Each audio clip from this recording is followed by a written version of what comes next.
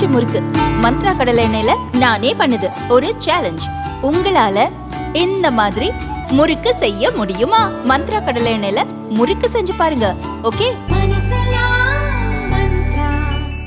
மதுரை விமான நிலைய விரிவாக்கத்திற்காக நிலம் கையகப்படுத்தும் பணிக்கு எதிர்ப்பு தெரிவித்து மக்கள் போராட்டத்தில் ஈடுபட்டதால் 1000க்கும் மேற்பட்ட போலீசார் குவிக்கப்பட்டுள்ளனர். மதுரை விமான நிலையம் அருகே சின்ன உடைப்பு கிராமம் இருக்கிறது.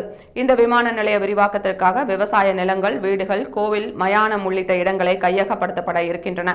அதற்கு மாற்றாக தங்களுக்கு மாநகராட்சி பகுதிக்குள் 3 சென்ட் இடம் வீடும் கட்டித்தர வேண்டும் என்ற கோரிக்கையையும் வலியுறுத்தி சில நாட்களுக்கு முன்பு அப்பகுதி மக்கள் ஆர்ப்பாட்டம் நடத்தினர். இந்நிலையில் வீடு மற்றும் நிலங்களை கையகப்படுத்துவதற்காக மதுரை தெற்கு தாசில்தார் விஜயலட்சுமி, மதுரை விமான நிலைய நில எடுப்பு தாசில்தார் பிரபாகரன் ஆகியோர் JCB வாகனங்களுடன் கிராமத்திற்கு வந்தனர். அப்போது சின்ன உடைப்பு கிராமத்தைச் சேர்ந்த 100க்கும் மேற்பட்டோர் குவிந்தனர்.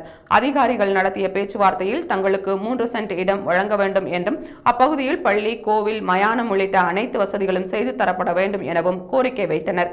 அதிகாரிகள் தரப்பில் விமான நிலைய விரிவாக்கம் தொடர்பாக முன்னரே அறிவிக்கப்பட்டதுடன் இழப்பீட்டு தொகையும் கொடுக்கப்பட்டுள்ளது. மக்கள் கோரிக்கை தொடர்பாக ஆலோசித்து முடிவெடுக்கப்படும் என்று கூறினர்.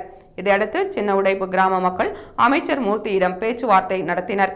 ஆனால் இந்த பேச்சுவார்த்தையில் உடன்பாடு ஏற்படவில்லை என்று கூறப்படுகிறது. இதனால் கிராம மக்கள் மீண்டும் ஆர்ப்பாட்டத்தில் ஈடுபட்டனர்.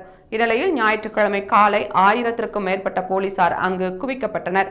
போராட்டத்தில் ஈடுபடுபவர்களை கைது செய்வதற்காக பல போலீஸ் வாகனங்கள் அங்கு நிறுத்தப்பட்டுள்ளன. இதையடுத்து கிராம மக்கள் மேல்நிலை நீர்த்தேக்க தொட்டியில் மண்ணெண்ணெய் கேனுடன் ஏறி தற்கொலை செய்ய போவதாக கூறி வருகின்றனர். நிலத்தை கையகப்படுத்த நவம்பர் 23ஆம் தேதி வரை அவகாசம் கொடுக்கப்பட்டுள்ளது. இதனால் சின்ன உடைப்பு கிராமமே பரபரப்பாக காணப்படுகிறது.